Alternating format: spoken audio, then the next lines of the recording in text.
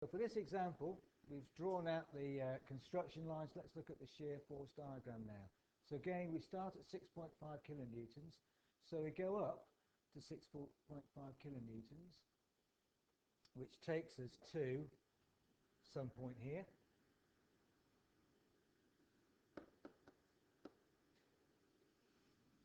And that force is in existence until we get to here. So that's the force that's acting on the beam until we get to the next force that comes into play, which is the 8 kilonewton force. Then we have this point source of 8 kilonewtons that acts downwards. So taking off 8 from 6.5, we get minus 1.5. So we come down to minus 1.5 at this point here. Now we have 2 kilonewton force times by a distance of 5, so overall we've got 5 2s are 10 kilonewtons of force acting.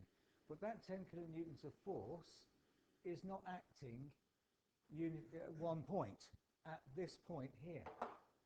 So at this point here, by the time we get to here, this 10 kilonewton force is acting altogether. So we subtract the 10 kilonewtons from 1.5 to get minus 11.5 at this point. So at this point we've got minus 11.5. But it doesn't happen uniformly, so in fact it goes like this. Because it's a UDL, it goes down like that.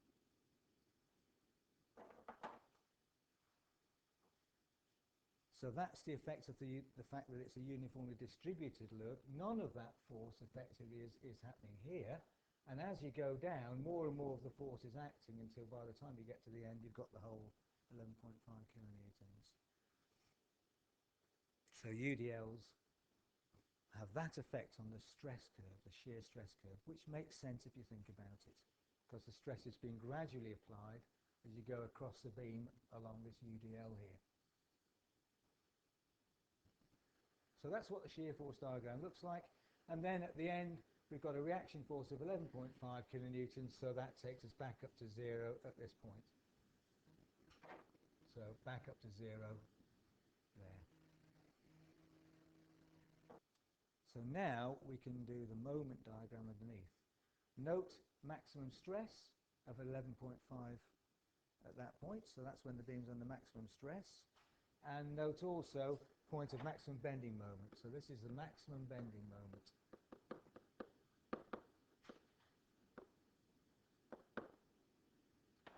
So we should find that maximum on our bending moment diagram.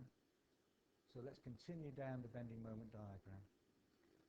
So again, for the bending moment, we must start at 0 and end at 0.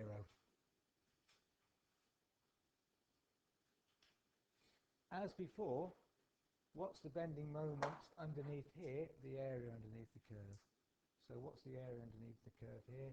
The area equals 6.5 times that distance, which is 5, isn't it? So 32.5. So we end up at a change in moment is 32.5. So we go up to 32.5 on here.